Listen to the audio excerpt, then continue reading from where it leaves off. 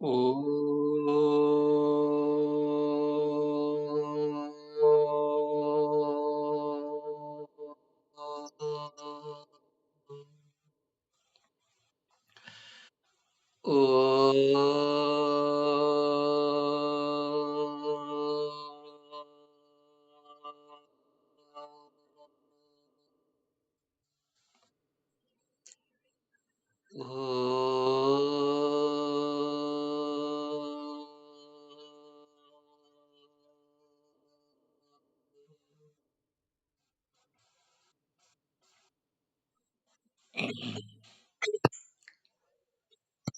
प्रभु की अपार करुणा से प्रत्येक दिन ये प्रभु के साथ हम लोग का मिलन करने की प्रयास चल रहा है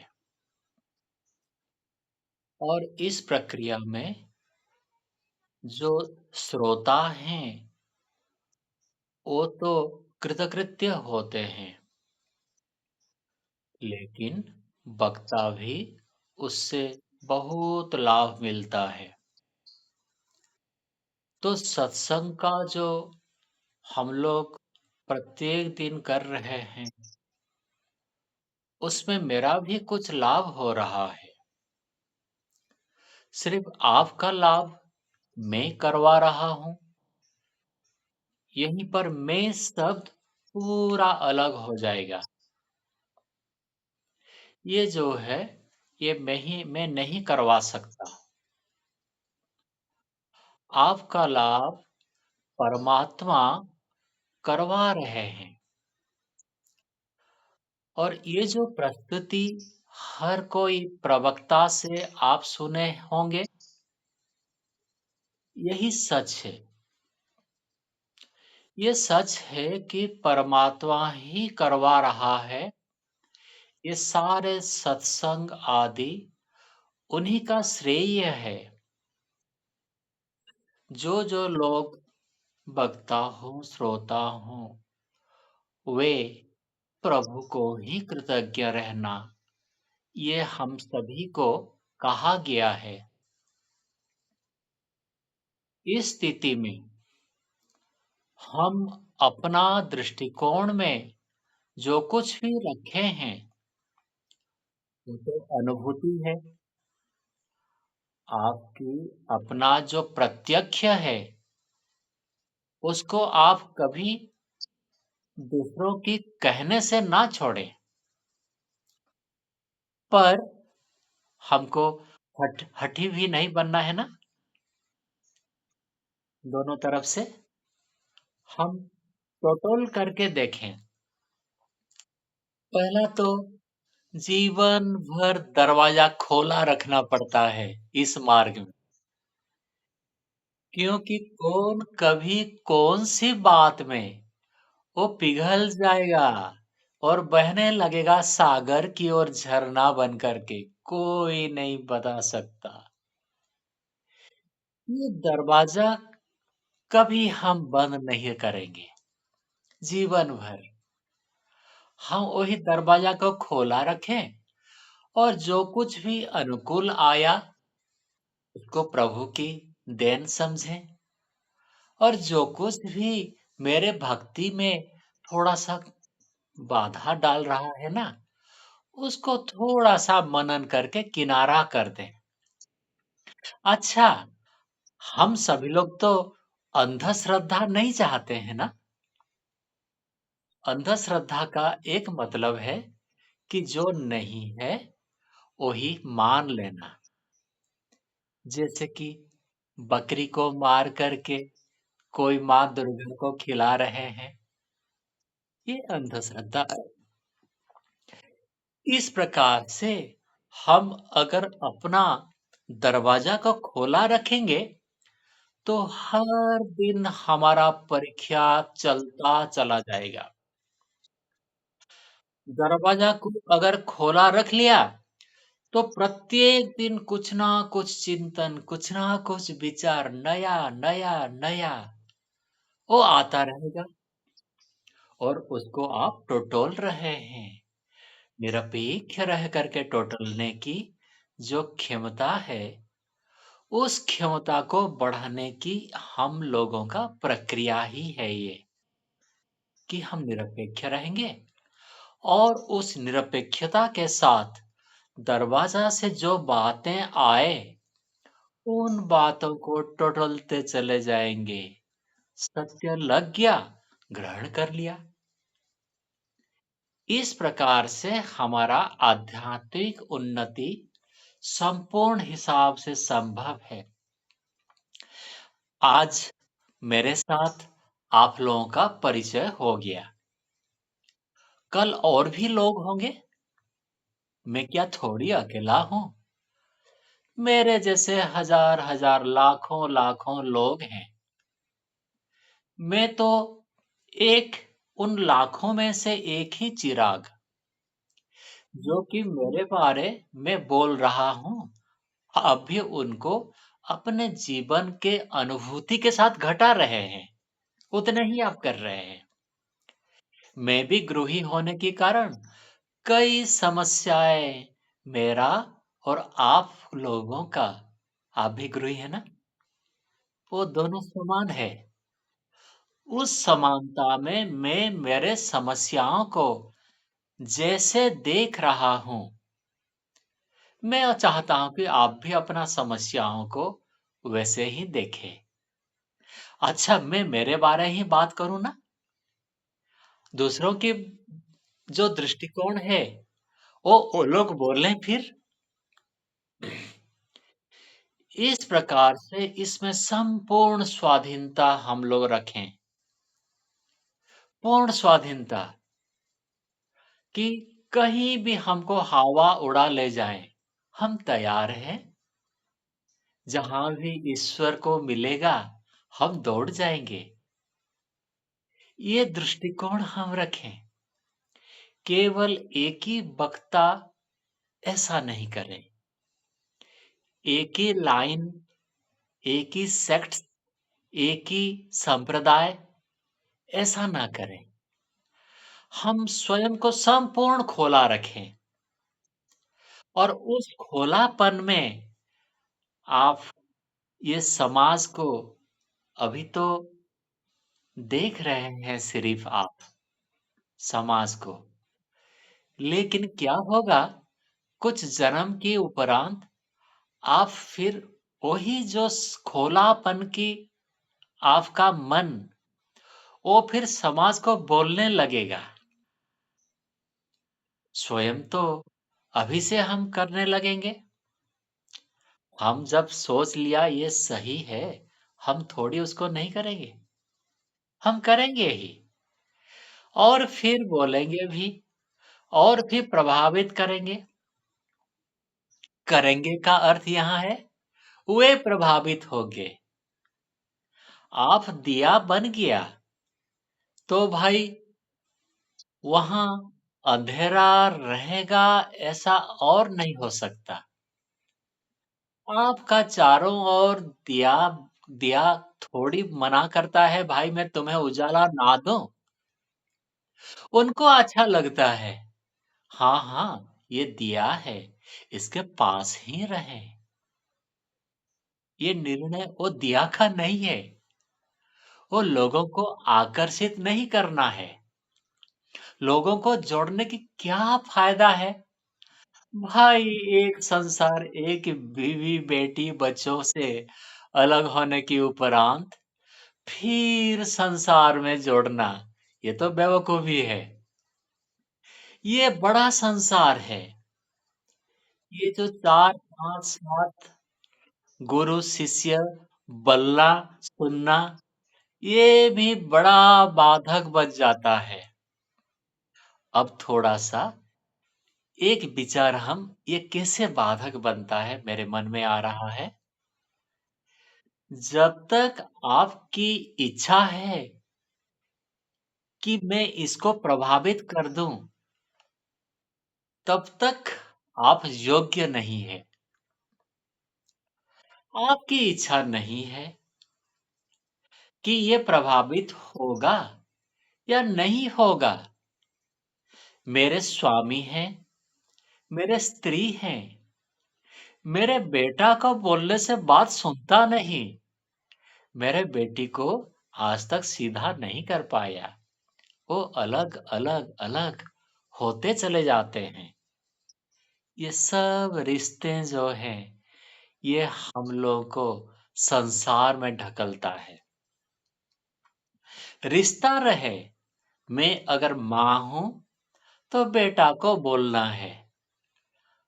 मैं अगर स्वामी हूँ, मेरे स्त्री को बोलना है कि भाई तुम भी ऐसे करो, मैं भी ऐसे करूँ। ये तो आपका कर्तव्य भी है ना? बच्चों के साथ, संतानों के साथ, स्वामी स्त्री के साथ, पिताजी माताजी के साथ भी हम लोग गृही होने के कारण ये हमारा दायित्व बन जाता है। तो इसी दायित्व में निर्लिप्तता नहीं रहने से वो संसार है। अगर आप निर्लिप्तता नहीं रहा, तो आपका साधना चल रहा है। वही संसार आपको एक कसौटी की तरह है। आप खरे सोना हो, सोना है ना? एक कुछ पत्थर में घिसते हैं वो लोग। ये संसार ऐसे ही आपके उस कसौटी जैसे एक उपकारी द्रव्य रहेगा कि मैं कितने आसक्त हूँ इन लोगों से।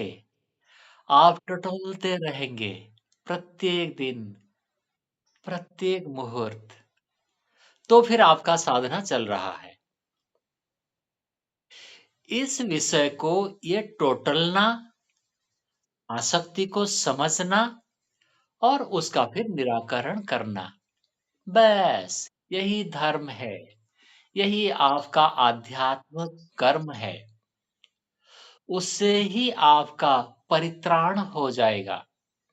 ऐसा नहीं है कि घर-बार छोड़ कर के आने से ये आसक्ति नहीं रहता। ऐसा नहीं है। ऐसा नहीं है, क्योंकि आसक्ति इधर रहता है और इसको तो आप काट नहीं सकते ना। ये आसक्ति आपका घर से यहाँ मेरे आश्रम तक मस्त चलता है और फिर हो गया तो थोड़ा-सा चेला बना लो। सुन ले वालों को, वो चाहिए, कोई मुझे सुने। आसक्ति। आज मैं स्कूल को गया था, करीब 70 बच्चे, 100 बच्चे थे। करीब डेढ़ घंटा मैं बात किया हमारे हिंदू संस्कृति के बारे। उनको भी अच्छा लगा। वो लोग फीडबैक देते हैं ना थोड़ा बहुत, और सुनोगे क्या? सभी लोग फिर डेढ़ घंटे के बाद फिर हाथ खड़ा कर रहे थे, और सुनेंगे। बच्चों हैं, उनको जो कुछ अच्छा लग गया बस निपट जाते हैं। तो लेकिन मैं अगर दोबारा उसी स्कूल को जाएँगे, ये अगर मेरे मन में रहा, तो वो मेरे लिए संसार है। ये बात हम सभी के लिए है, मेरे लिए भी।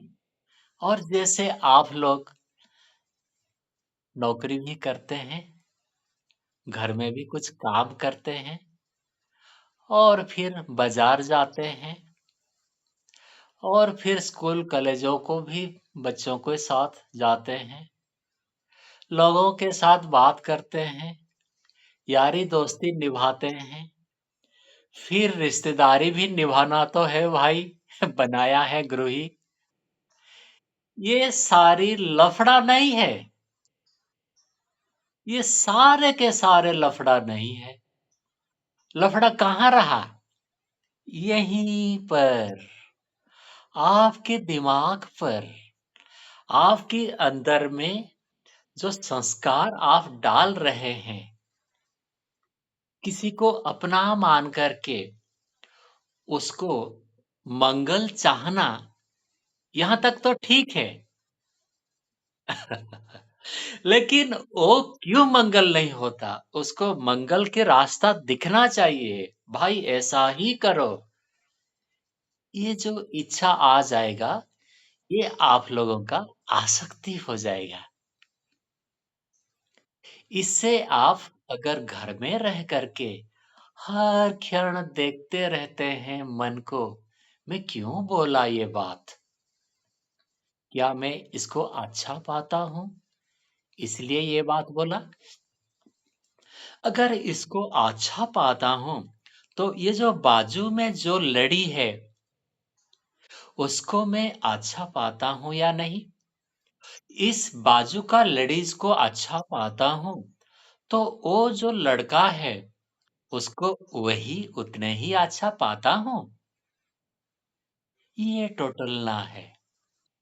अगर ओस अगर आपके अंदर आ गया कि नहीं, सभी के लिए मैं समान रूप से बर्ताव कर रहा हूँ, सभी की मंगल चाहता हूँ, सभी भले हों, सर्वे भवन्तु सुखिनः ना, सर्वे सन्तु निरामया, सर्वे भद्राणि पश्यन्तु, मा कश्चित् दुःख भाग भवेत्।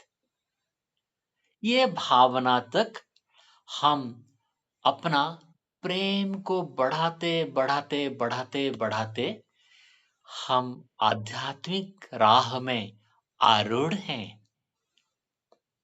और इससे अगर थोड़ा-सा लगा कि मैं इसी को ही चाहता हूँ, यही व्यक्ति को ही मैं चाहता हूँ ये अच्छा होए, यही व्यक्ति को नहीं चाहता हूँ, वो व्यक्ति मेरे कोई ख़ास नहीं है, तो फिर टूट गया ना, सर्वे भवन्तु सुखिनः कहाँ हुआ?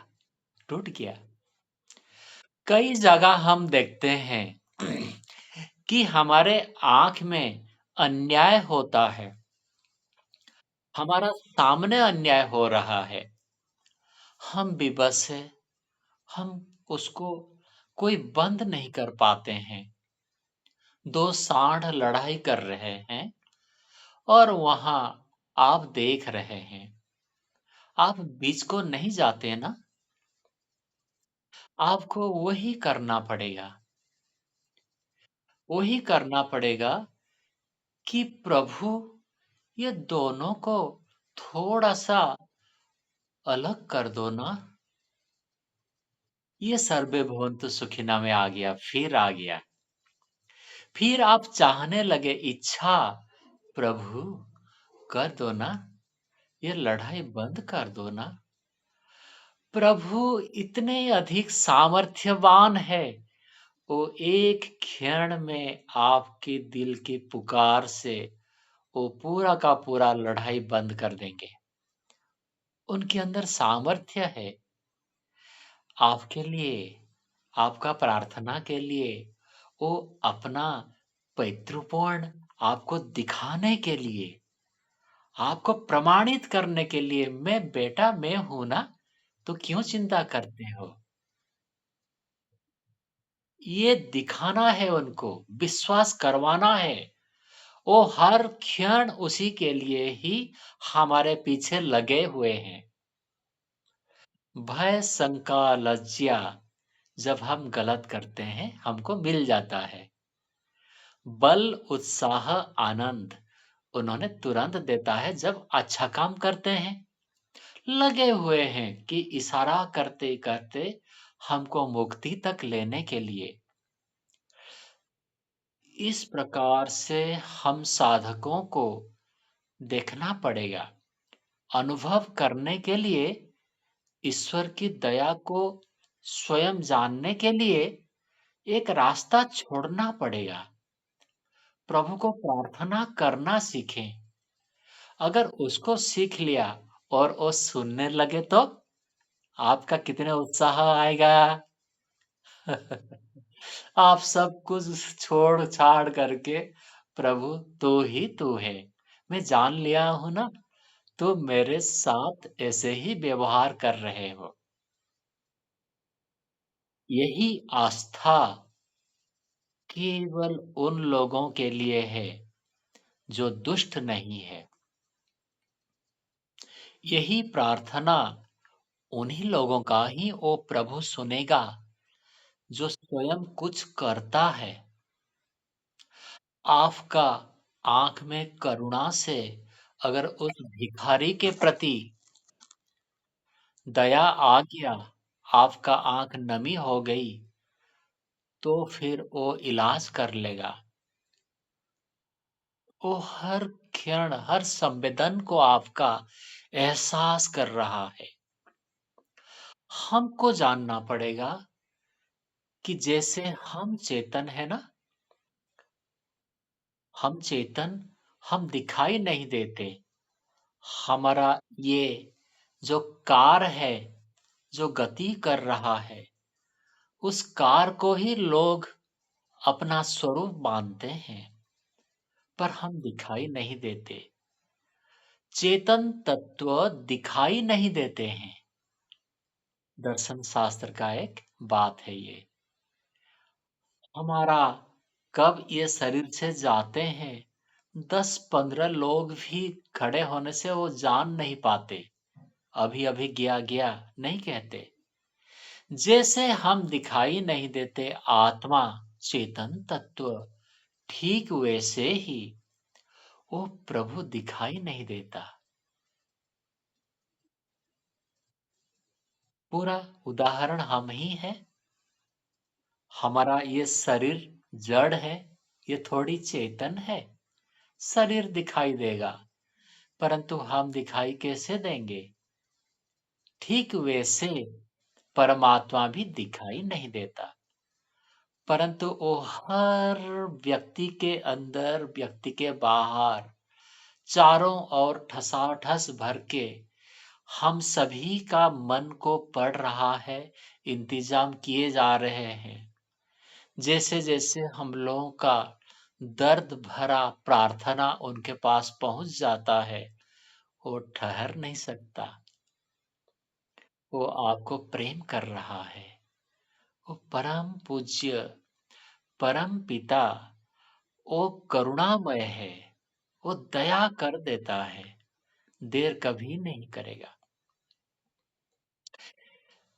हमको समझना पड़ता है कि भाई ये संसार रूपी खिलौना से मैं अपना दिल को बहला लूं, या मैं निष्पक्ष होकर के इस संसार को देखता रहूं, निहारता रहूं।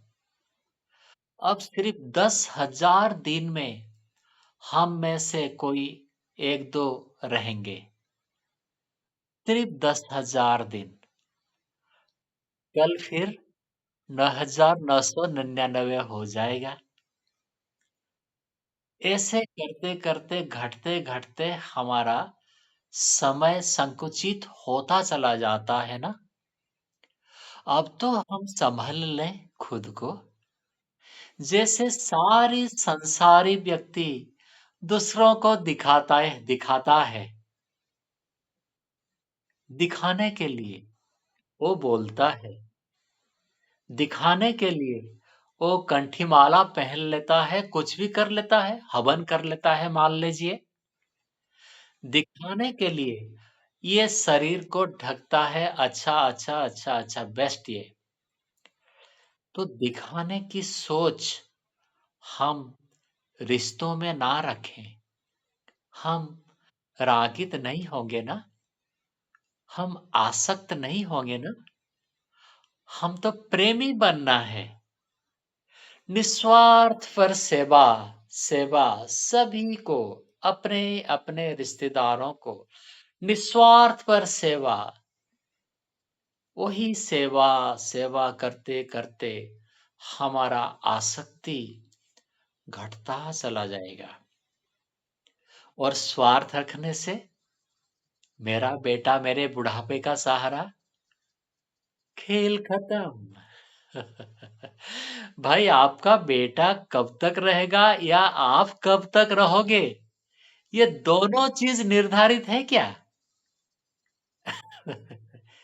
आप भी एक दीवार की ईंट है वो भी एक दीवार की ईंट है। थोड़ा सा आगे पीछे वही विश्वकर्मा ने लगाया है।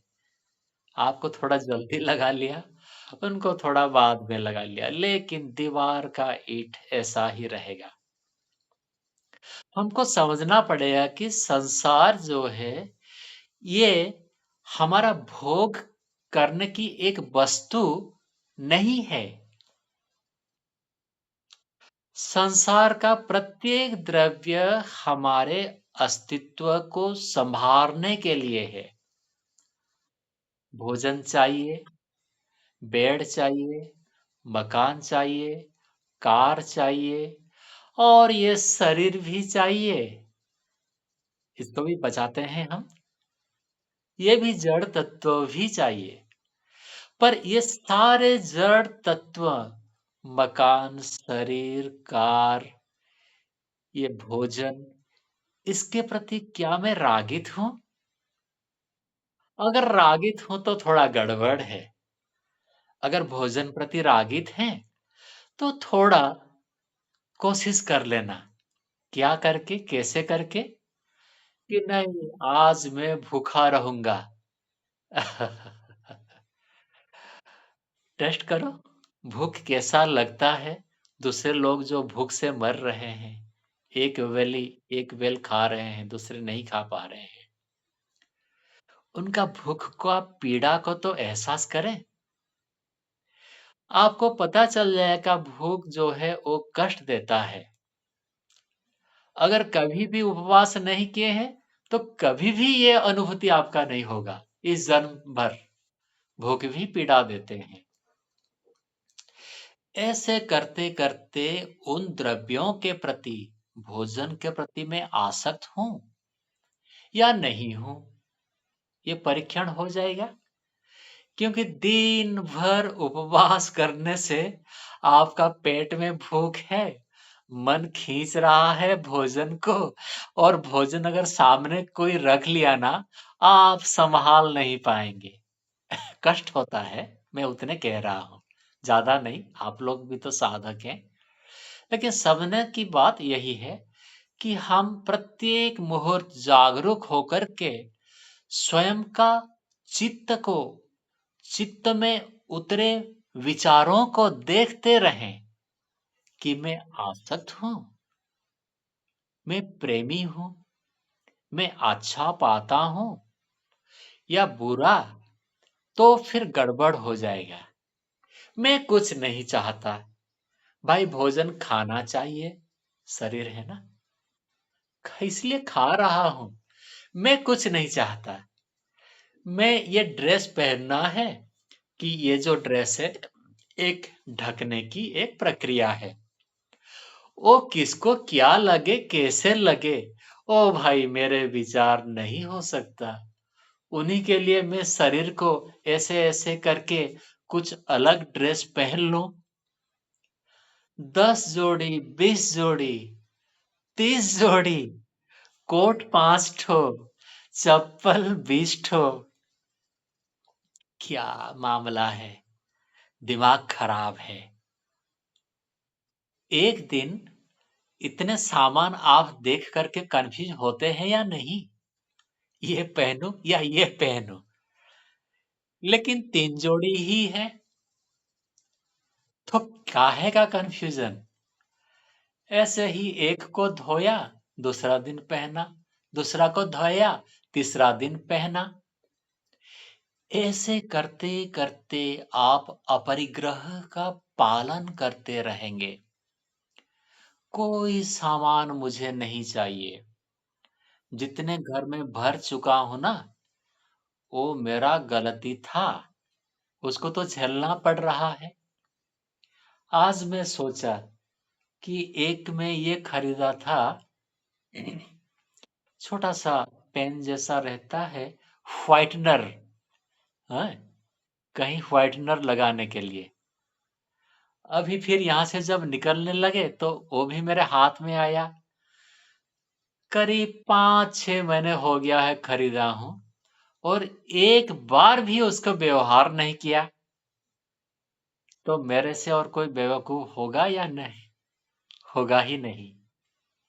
भाई क्यों मैं ढो रहा हूँ गुजरात से कहाँ उत्तराखंड, उत्तराखंड आश्रम से फिर ये आश्रम से फिर वहाँ। नहीं, नहीं, नहीं। जो भी ज़रूरत नहीं पड़ेगा, उसको अलग करो खुद से। वही द्रव्य आपका दुखदाई हो जाते हैं। आपको कष्ट देने की सामर्थ्य उस द्रव्य में है। अगर आप आसक्त हैं तो और प्रेम है, तो फिर वो द्रव्य आप फटाक से किसी को दे देते हैं। भाई मेरे पास 10 जोड़ा है, एक जोड़ा तो ले लो। कितने लोग बिना चप्पल में रहते हैं ना? कभी इस तरह की आप सोचने लगे, तो फिर आपका संसार सफल है। आप गृह में रह करके भी, घर में रह करके भी आप योगी हैं, आप बढ़ रहे हैं। आपके अंदर वही परमात्मा विराजित होकर के आपको दिशा दिखा रहे हैं। एक दिन मैंने देखा कि मेरे बैग का दोनों साइड में 2 बोतल था। एक सादा पानी बोतल, जो फ्रूटी बोतल, और दूसरा जो है एक खरीदा हुआ 50 रुपया वाला बोतल।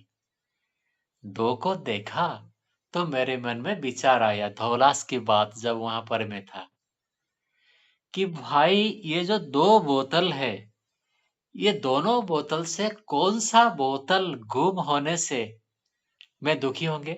ज्यादा दुखी कौन सा बोतल में होंगे? ये फ्रूटी बोतल में जो पानी रख रहा हूं, ये गुम होने से, या ये जो लाल पीले वाला जो बोतल है उसमें ये गुम हो जाने से? तो पता चला कि भाई जो मैं खरीदा हूं, जहां पैसा लगाया हूं, वही मेरा आसक्ति अधिक होने के कारण वही बोतल मेरा खतरनाक है मेरे लिए।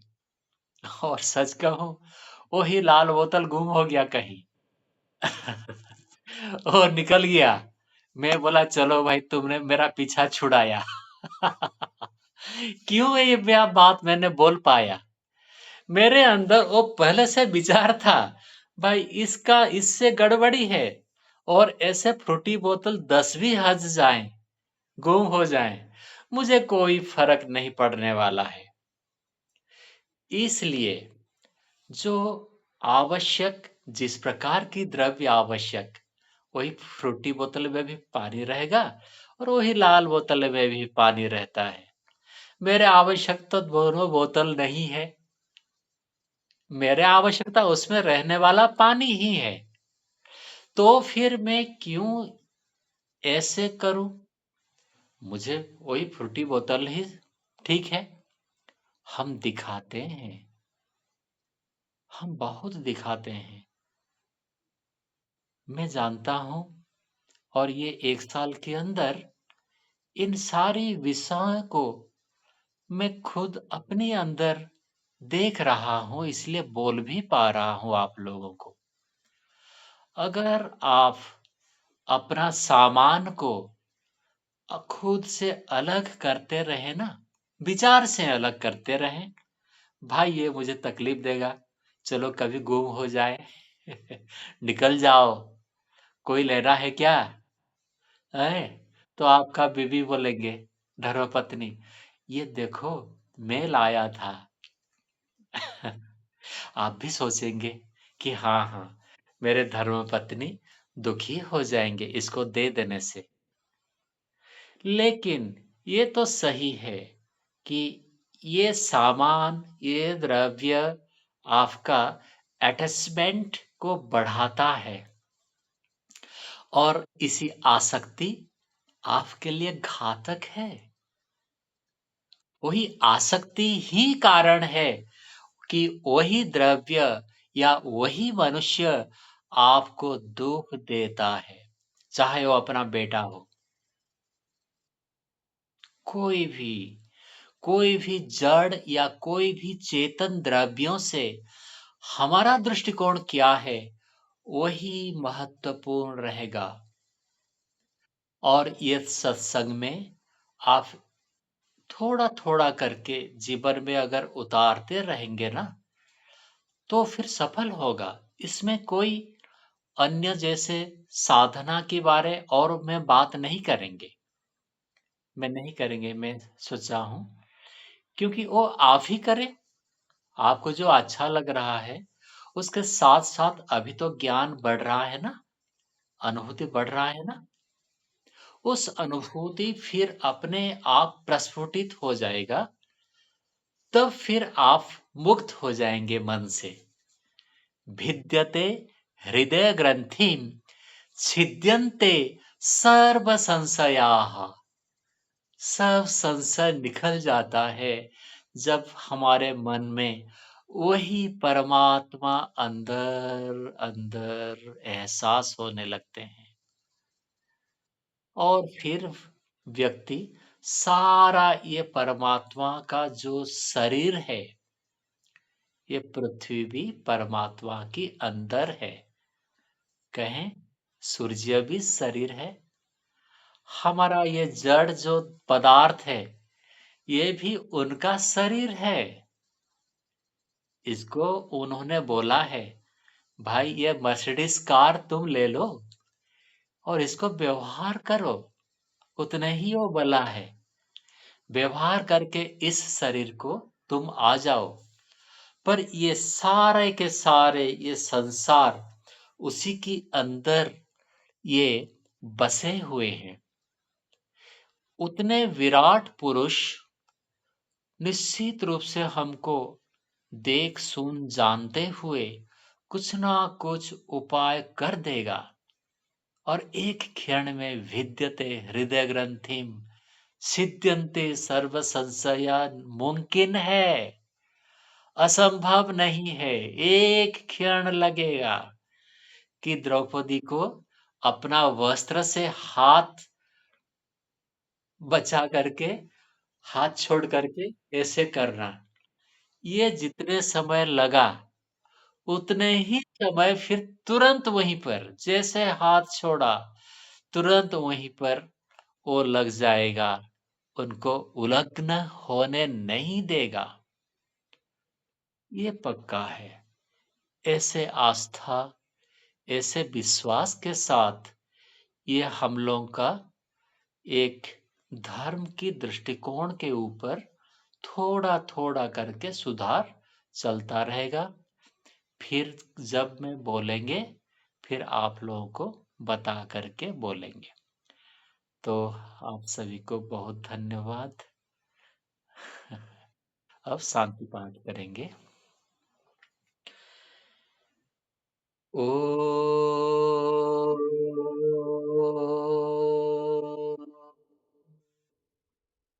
शांति शांति शांति। सर्वेभ्यो नमः। सबको सादर नमस्ते जी।